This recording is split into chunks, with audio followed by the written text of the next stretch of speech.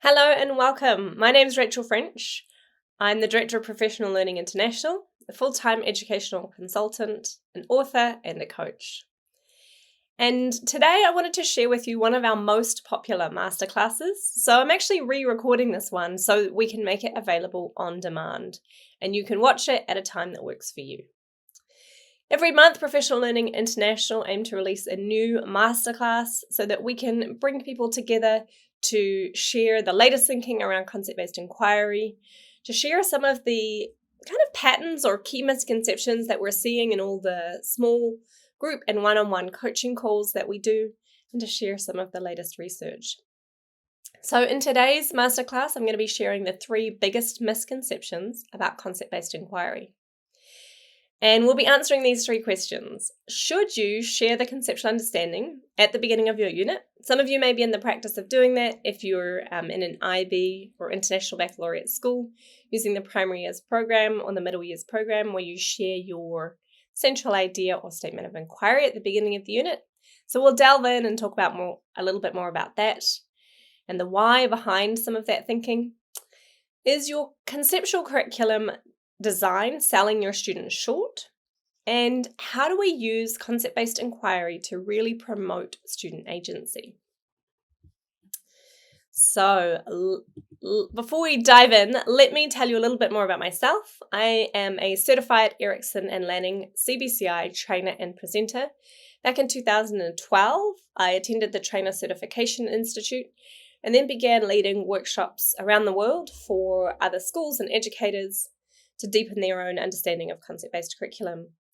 When Dr. Erickson and Dr. Lanning retired, I took over the leadership of the Erickson and Lanning Certification Institute, along with my good friend and colleague Tiffany Brown. We now lead that as a 12-month online program that starts in August each year. If you're interested in finding out more about that, you can click the link below this video. I then had the great opportunity to co-author Concept-Based Curriculum and Instruction for the Thinking Classroom, the 2nd edition. So that's that little blue book that you can see down there, with Dr. Erickson and Dr. Lanning. Now, if you have the 1st edition of this book, please be aware that that doesn't include the structure of knowledge. So make sure you get the 2nd or latest edition of that book. I also co-authored Concept-Based Inquiry in Action with my good friend and colleague Carla Marshall. We met each other at the Trainer Certification Institute, and then as we reconnected each year and kind of talked about what we were working on, we decided to collaborate on this book and video project. So if you're interested in finding out more about that, that book is available, or both books are available from Amazon or from our publisher Corwin Press. We can also put those links below this video. I now work as a full-time educational consultant, leading workshops both online and face-to-face. And that kind of fills my days and my weeks, along with my family and friends. I live in a small town called Greytown in New Zealand. And each of these masterclasses, I like to share a little bit more about me to connect with you as a community. So the first photo that you can see is of my husband and I celebrating our 10-year wedding anniversary earlier this year. And the next photo you can see is my husband and 3 children when we were out on a family bike ride. And so you can see the 2 older children riding in front and our youngest in the little trailer at the back. Then the 3rd picture you can see relates to a time that I spent several hours at a police station in Buenos Aires. And I'll tell you a little bit more about how that came about and why that was, or what happened at the police station later in this presentation. Just as a reminder, this presentation is copyright, so please don't take screenshots or recordings of the presentation. It is available on demand, so you can rewatch it as often as you like. And please make sure that you're only taking notes for your own personal use. If you would like to, you are most welcome to share this video in a staff meeting or professional learning context, as long as you are fully citing the source of the video.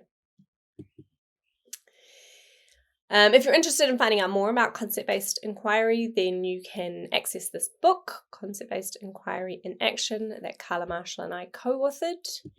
Or we have an online course, Concept-Based Inquiry in Action, which is taught through self-paced video modules, as well as group coaching calls where you come together, we take part together in lessons and discuss strategies that support a concept-based approach. And then at the end of that, you will have designed a concept-based unit on your own, and you'll have a one-on-one coaching call with one of our concept-based specialists and coaches. If you have questions about this masterclass, then connect with us on social media. You can join our Facebook group, so we'll put the link to that below this video, and make a post in our group to share any questions that you have. Or you can connect with us on Twitter. So our Twitter handle is @ProLearnant. We'd love to connect with you there. So the work that I'm sharing with you today brings together two pedagogical approaches. Inquiry-based learning, which focuses on the use of active questioning to drive learning. And that active questioning is on the part of both the teacher and the student. And concept-based learning, which focuses on transferable understanding to organize learning. And in order to use a concept-based approach, we need to be able to articulate the big ideas, conceptual understandings, or generalizations that we want to support our students in coming to. So in order to understand that a little bit further, I want to delve into the work of Dr. Lynn Erickson and Dr. Lois Lanning. Dr. Erickson developed the structure of knowledge, and Dr. Lanning developed the complementary model structure of process, and together they form a complete model for concept-based curriculum. First of all, let me just tell you about the resources. So concept-based curriculum and instruction for the thinking classroom, the second edition, shares the work on the structure of knowledge and structure of process and how they come together. Make sure you have the second edition. As I mentioned earlier, the first edition doesn't include the structure of process. And then if you're in a school leadership position and you're interested in transitioning a school to a concept-based curriculum approach, then I highly recommend the second book, which focuses on how to bring content and process together. So let's first dive into the structure of knowledge. Knowledge has an inherent structure from topics and facts that provide the foundation for understanding concepts and conceptual relationships. When we design a concept-based unit, we begin with the topic because the topic provides that foundation for drawing out concepts, and then we'll start to explore the relationship between them. So in this example, we begin with the topic of peace and conflict, New Zealand at war. And that topic is supported by a range of facts and case studies that we can delve into and investigate with students. But from that topic and supporting facts, we'll then draw out concepts like peace, conflict, resources, alliance, nations, and ideology. In order to understand that conflict may arise from power struggles, ideological clashes, or the desire to control resources. Let's take a look at another example, and this one comes from science. So if our topic was motion and stability, forces and interactions, we might explore concepts such as force, motion, mass, object, change, or sum. In order for our students to understand that the sum of the forces acting on an object determines the motion, if the total force of the object is not zero, its motion will change. And we might also want our students to understand that the greater the mass of an object, the greater the force needed to achieve the same change in motion. Now taking a look at an early years example, we might have a unit on my family.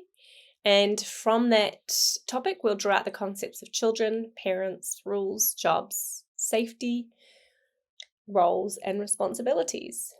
So we might want our young children to understand that parents and teachers help children to meet their needs, that children can help parents to get jobs done, and that people make rules to keep themselves and others safe. And then I wanted to share with you an example from mathematics, because mathematics is really a special discipline. What we traditionally think of as a topic is actually also a concept. So if we think about our topics like fractions or partitioning, or data and statistics, or measurement, or algebra, all of these topics are also concepts, and they're some of the broadest concepts within a discipline. And from those broad concepts, we drill down and look at some more specific concepts like fraction, equivalent fraction, whole number, part, whole, and rules. And in this case, we might want our students to understand that every fraction can be expressed as an infinite number of equivalent fractions, and that percentages describe part-whole relationships using a whole number. So let's explore some definitions. The topic is specific. It's locked in time, place, or situation and does not transfer. The topics frame a set of facts. Our facts provide support for principles and generalizations. They're locked in time, place, or situation and do not transfer. Concepts are mental constructs that frame a set of examples sharing common attributes. Concepts transfer. They're one or two words or a short phrase. Timeless, universal, and abstract to different degrees. Now, our generalizations are two or more concepts stated in a relationship that transfer through time, across culture, and across situations. It's important that our generalizations can be supported by evidence. A principle is a special kind of generalization that's considered a foundational truth of a discipline, so it doesn't use qualifiers like in science laws, like Newton's first law of motion. Now, it's important to note that in our unit planning, we don't need to distinguish between which are generalizations and which are principles. However, it's helpful to know that all of the science principles and economics principles can be included as generalizations in our unit. There's also a theory level. A theory is a supposition or set of conceptual ideas used to explain a phenomenon or practice. Now let's take a look at the structure of process, which was developed by Dr. Lois Lanning. If you're interested in finding out more about the structure of process, I highly recommend designing a concept-based curriculum for English language arts, or the book that she co-authored with Tiffany Brown, Concept-Based Literacy Lessons.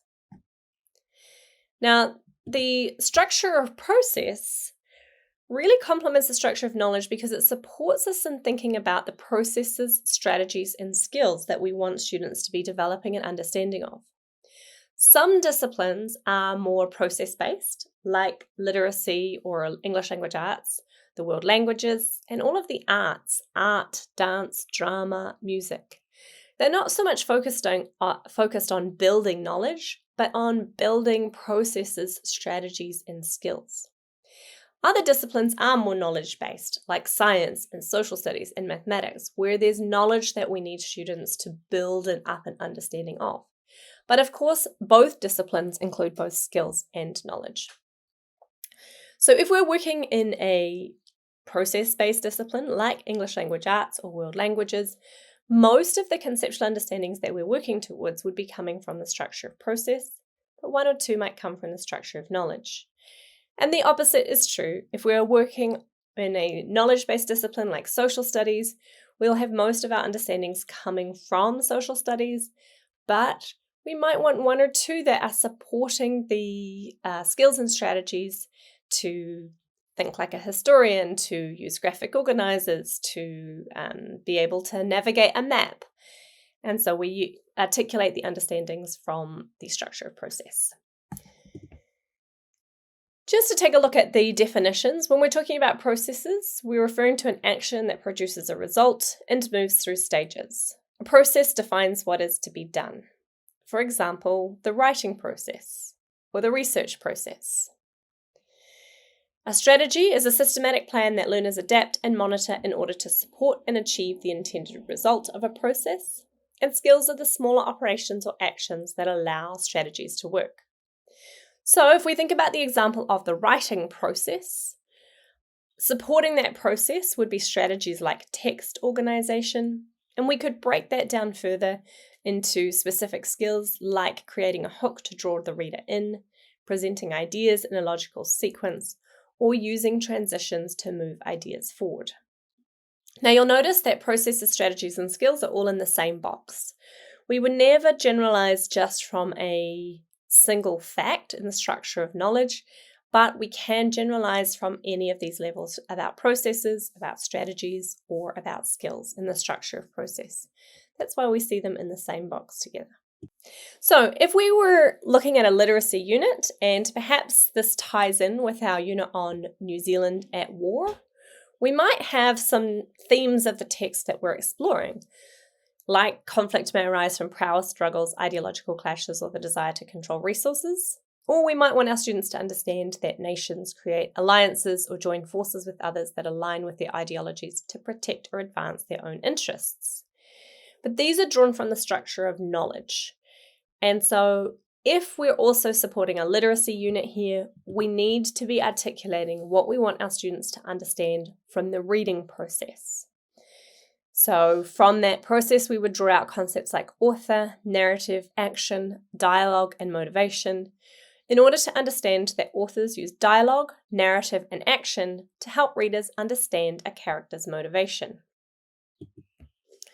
Or from the same unit, we might want our students to explore the writing process and concepts like accurate details, events, people, historical fiction, story, and places, in order to understand that historical fiction includes accurate details about events, people, and places to make the story more authentic.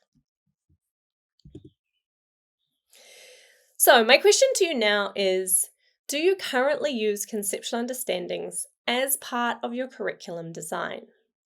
Just have a think about that. Yes or no?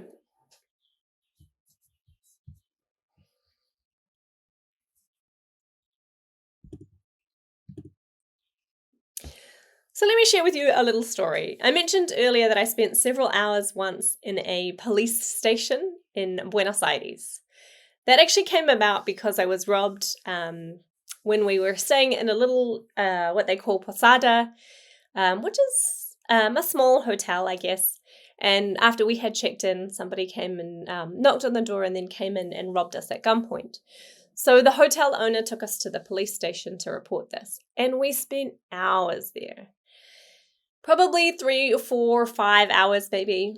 But it was really interesting the way that was set up. So when we first got there, the hotel owner who'd come along with his wife and who supported me reported the crime, and the police decided to split us up. They took the hotel owner and my friend in for questioning while I waited out in the entranceway, I guess, or the waiting area at the police station.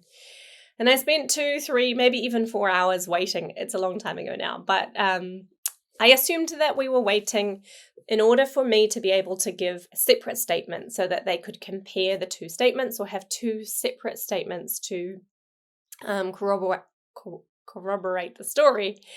And after many hours, they finally came out, and then they called me in for questioning, and I thought, we're going to be here. At this time, it was probably 11 o'clock at night, and I thought, man, we're going to be here for hours and hours. They took me to a different part of the police station, and I sort of settled in to start to retell the events of earlier in the day. And instead of asking me the same questions that they had asked the hotel owner and my friend, he read me their statement and then asked me if that was true, and then I signed off on it. And I was confused by that. I really didn't understand why it had been done in that way. And I wonder if, ever since, I've wondered if the police were taught that they needed to take separate statements, but they didn't truly understand why or what the purpose was of building separate statements like that. Or maybe they were just in a hurry and they also wanted to finish off their shift for the night. But something essential about that idea of having two different statements that would support the story had been missed that night. So we need our students to be building that foundation of understanding and not just going through the motions of these are the processes that we follow. So my question now to you is, do you share conceptual understandings with students at the beginning of the unit? Maybe you share your central idea with students, maybe you post it on the wall, or you share your statement of inquiry and post that on your your presentation slide at the beginning of the unit or even at the beginning of each lesson. So think about that. Is that something that you're doing, a common practice in your school or classroom at this point? Well, it certainly was for me. I was taught when I first started to unpack the conceptual understanding or the central idea with students. But I now realize that in doing that, I was telling students the understanding. I've now shifted to a process where we use the guiding questions to support students in exploring, seeing patterns, making connections, and coming to the conceptual understanding themselves after. It's a little bit like if you were about to go to a movie and you told your friend, oh, today I'm going to see this new latest movie. And they said, wow, it's such a good movie, but it's really sad at the end, the main character dies. And it's like they've robbed you of that opportunity to enjoy the movie because they've already told you, or they've potentially already revealed a plot twist that happens at the end of the movie. There are two possible approaches in a concept-based classroom. We can use the deductive approach, which you can see there at the bottom that we've been talking about. This is where we tell students the conceptual understanding that we want them to develop at the beginning of the unit. They then explore factual examples to validate the teacher's thinking or validate the teacher's generalization. But there is another way, and it's a way that schools around the world are moving towards because it promotes student agency. And that is, we begin with guiding questions and exploring factual examples in order to look for patterns and make connections. And then the students towards the end of the unit or when they're ready will tell you what they understand as a result to the answer to that question. And that will come in the form of a conceptual understanding or generalization.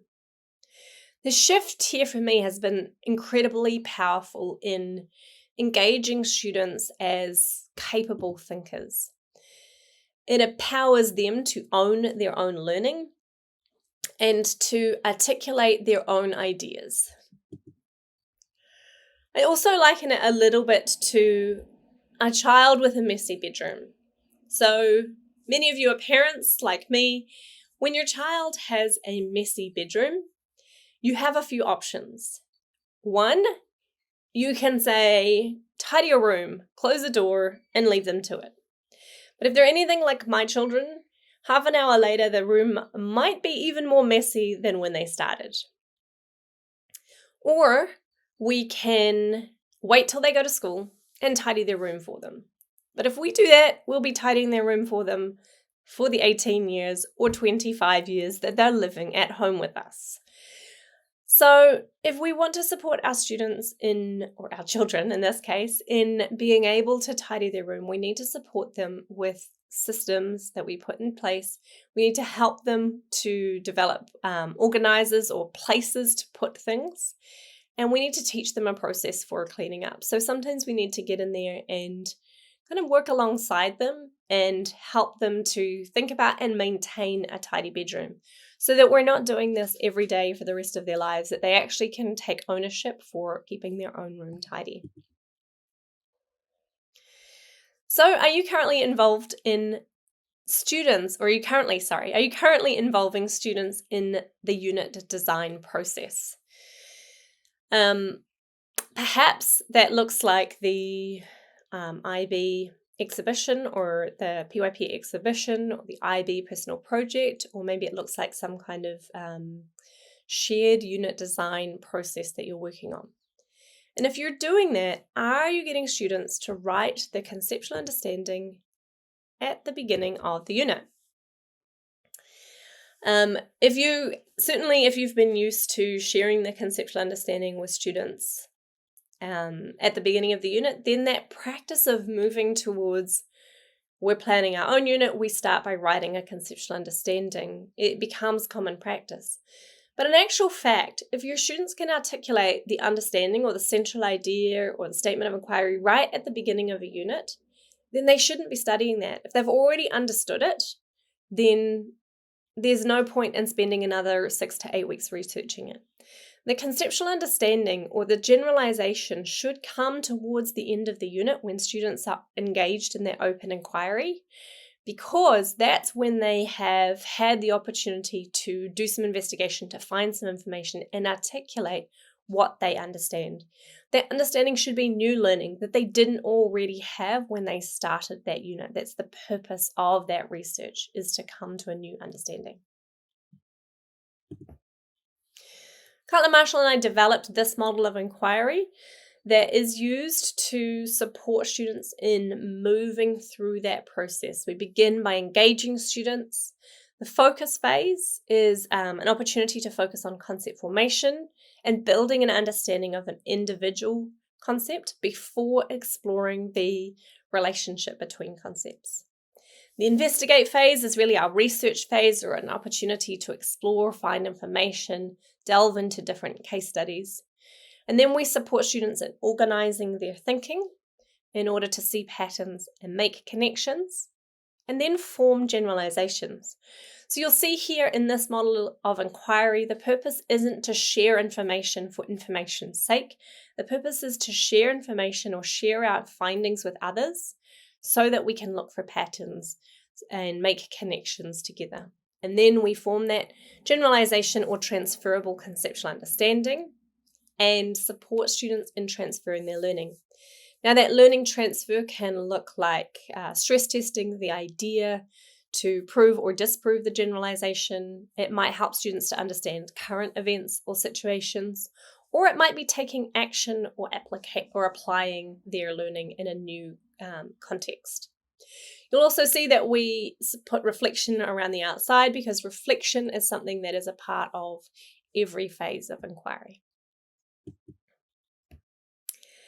So, how many conceptual understandings do we develop in a unit?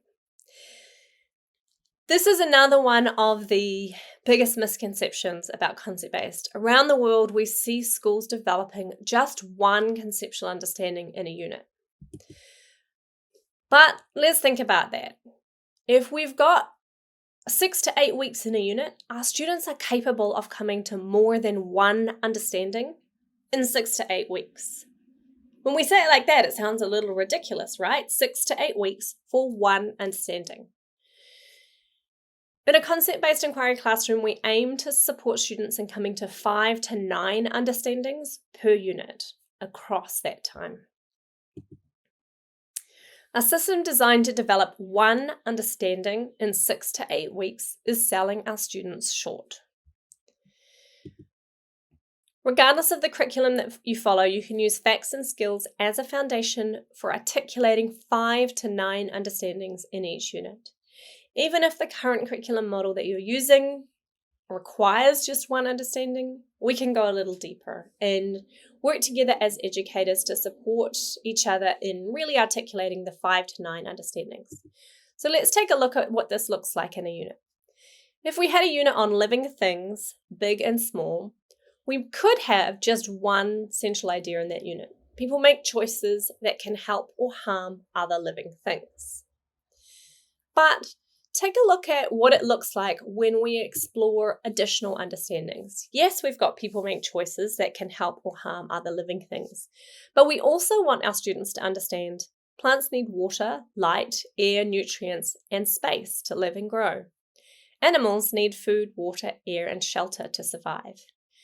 Parents can help their young to survive. Animals live in habitats that meet their basic needs. Scientists observe and recognize patterns to gather information, and people measure things in order to compare them.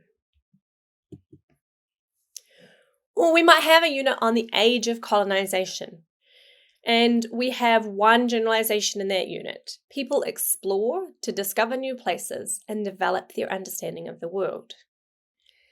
But for 6 to 8 weeks, that's not really very rigorous, right?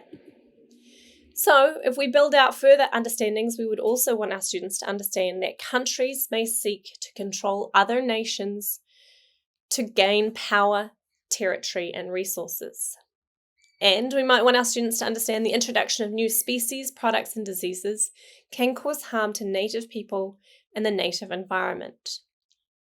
And colonizing nations often force their culture and language onto Native people to maintain power. And exploring different perspectives helps historians understand events. So you can see here how much more rigorous these units are when we delve into additional understandings. Here's an example from mathematics. We could work to support our students in understanding that people can organize and represent data in ways that makes it easier to compare and interpret. But look what happens when we add additional understandings. A scale allows mathematicians to represent large or small quantities on a graph. The shape of the graph provides a summary of the data. Mathematicians can conduct chance experiments to better understand the likelihood of something happening, and the outcomes of previous events do not necessarily determine the chance of an event occurring. So I'm encouraging you to move away from just one conceptual understanding in a unit, or 6 conceptual understandings in a year. Perhaps less. If you only teach 4 units, it might be 4 conceptual understandings in a unit. To an approach where we can articulate additional conceptual understandings in a unit, moving to 30 to 72 conceptual understandings in a year. Can you see here how much more rigorous it is when we take the time as educators to articulate the additional understandings in a concept-based unit? Just one conceptual understanding in each unit is really selling our students short. It really comes down to this question. Do you believe that your students are capable of thinking conceptually, of exploring examples, looking for patterns, and forming generalizations for themselves? And do you believe they're capable of more than one understanding? So the 2 misconceptions that we've addressed so far are that students are only capable of one understanding in 6 to 8 weeks, and we must share our conceptual understanding with students at the beginning of the unit. So if these are our misconceptions, I encourage you to pause this video now and articulate, what do you understand now? Perhaps you want to do it in the form of a generalization or conceptual understanding. Start with, I understand that. And what do you understand about curriculum design in a concept-based approach? Pause this video and then join me for our final misconception when you're ready. So let's now turn our attention to looking at inquiry. In the book that Carla and I co-authored, Concept-Based Inquiry in Action, we developed the teaching continuum to provide an opportunity to really discuss what we mean by different types of inquiry and also what we mean by different teaching approaches. So you'll see in the middle there's an inquiry continuum with structured, guided, and open inquiry. But on either end, there's also approaches to teaching that are not inquiry-based. So on the left, you'll see direct instruction, and on the right, you'll see discovery learning. Now, in actual fact, all of the research suggests that discovery learning is really ineffective and shouldn't be used in a classroom because it doesn't include any kind of intervention. When students hold misconceptions, they tend to hold on to those misconceptions. So we don't advocate for discovery learning in a concept-based inquiry classroom. There are times when we might use a direct instruction approach to share some specific information in the most efficient manner. But most often in a concept-based inquiry approach, we're using a structured inquiry approach, or a guided inquiry approach, because we have specific curriculum understandings, knowledge, and skills that we're working towards. So when we talk about structured inquiry, we're thinking about it like a teacher as a conductor. Some common attributes would be investigating a teacher-constructed guiding question through a prescribed procedure. The teacher's guiding questions and methods to find out are designed to guide students towards a conceptual understanding. So here we'd likely be all doing the same experiment together, all investigating the same case studies together, or all solving the same problems together. In a guided inquiry approach, the teacher is more like a strategic facilitator. The teacher is using guiding questions to focus the investigation, but students' interests and questions allow them to dig deeper into their chosen case study. The teachers support students in developing their research skills, and students are often invited to make choices about how to synthesize and communicate their findings to others. In a guided inquiry approach, students are likely to have some choice over the investigations or the case studies that they are engaging with. But in a guided inquiry, we're still building towards a shared conceptual understanding. So although we're exploring different examples, the understandings that we're working towards would be the same. In an open inquiry approach, students are selecting a topic or case study and then designing their own questions. Here, an example might be a personal inquiry approach inspired by Google's 20% time, or in this approach, teachers can facilitate discussion in order to help students form generalizations. The key here, or the key difference here with an open inquiry, is that each student or small group of students would be building towards different conceptual understandings. So the teacher needs to have the skills to facilitate and support questioning in order to help students come to different understandings. In a concept-based inquiry classroom, structured and guided inquiry are the main approach that we would use, and we would create opportunities for open inquiry once we felt students had the skills to be successful in this area. But it's important to be mindful of the fact that we do have curriculum outcomes to cover. So using an open or personal inquiry approach as our predominant approach would risk gaps and overlaps in our curriculum. So that's why we want to use structured and guided most of the time on that teaching and learning continuum. So one of the things that we hear quite frequently is open inquiry promotes greater student agency than structured inquiry.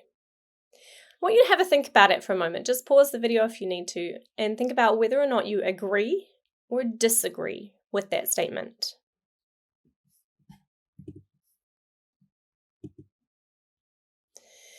This really comes back to what is student agency? What do we mean when we use that term student agency?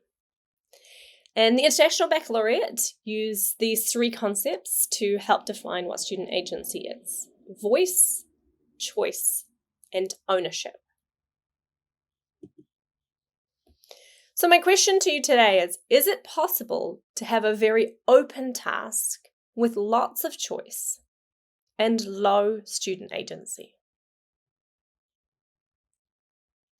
Personally, I've seen this frequently in the classroom. When we give students a lot of choice or give them an opportunity to choose their own topic, some students will thrive, but others will struggle. Some students don't yet have the skills to be successful with a task that's that open.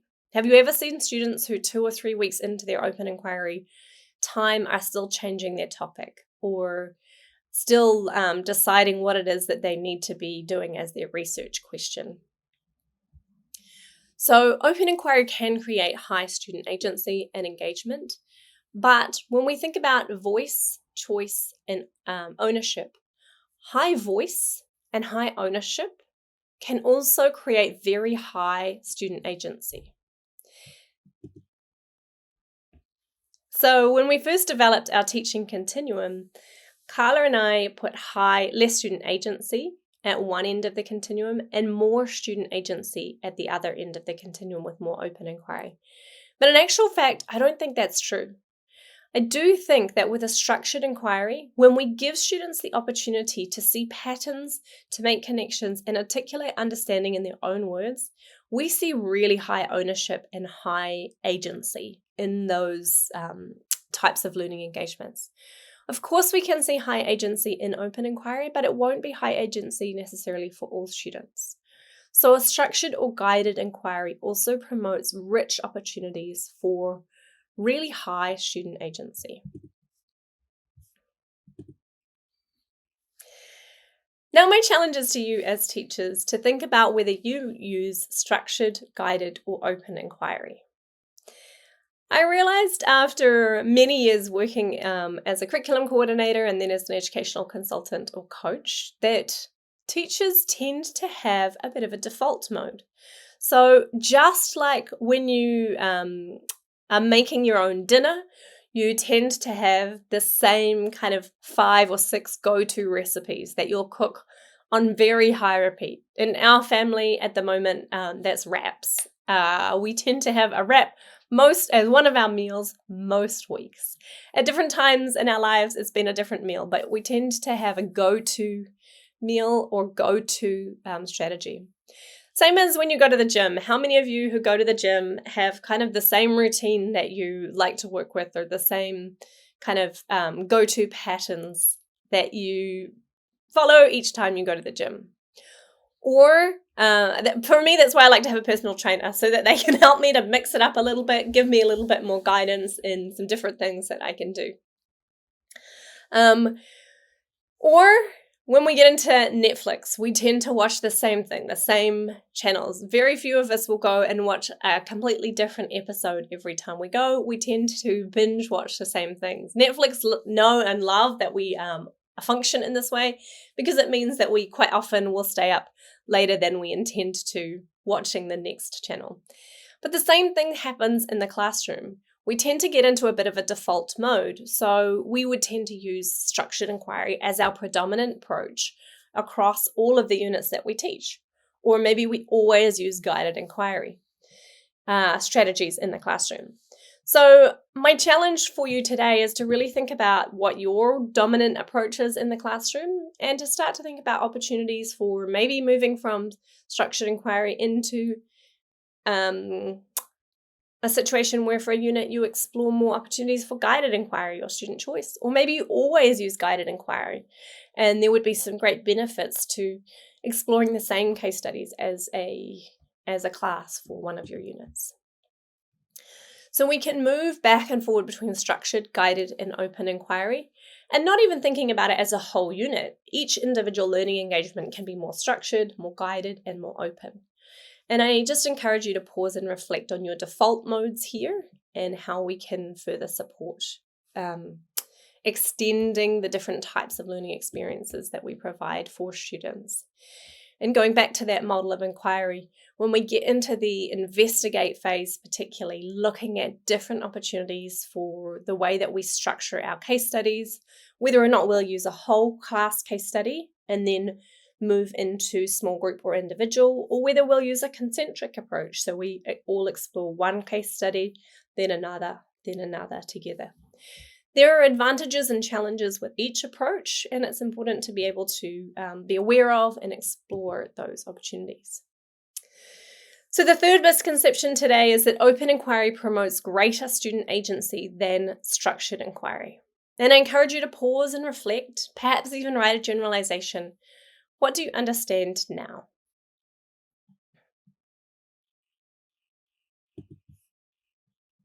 If you're interested in learning more about concept-based inquiry, then I encourage you to register for our online course, Concept-Based Inquiry in Action. You can find the link below this video. And if you have any questions, then please connect with us on social media in our Facebook group or via Twitter so that we can respond and answer those questions. Thank you for your time today. It's always wonderful to connect with educators from around the world who are passionate about transforming education through concept-based inquiry. Take care.